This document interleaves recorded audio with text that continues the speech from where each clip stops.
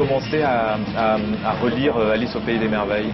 J'avais vraiment envie de faire effectivement ce sorte de conte de fées un petit peu déglingué où c'est presque un cauchemar. Et aujourd'hui, Alice au Pays des Merveilles, c'est plutôt Alice au Pays des cauchemars. Donc c'est l'histoire de deux personnages représentés par Alice et June et qui ont une sorte de complicité et en fait qui se disent des promesses et qui donnent un pacte. C'est un petit peu ça. Maintenant, c'est chaque chanson prise à part est une chanson à part. Si tu me vois, je crois que tu grandiras.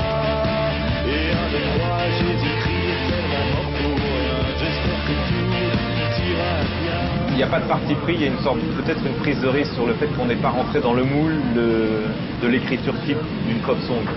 C'est-à-dire qu'effectivement, même dans le premier single ou dans les autres, il n'y a pas de refrain. C'est qu'ici, il n'y a plus de place pour qu'elle puisse grandir davantage.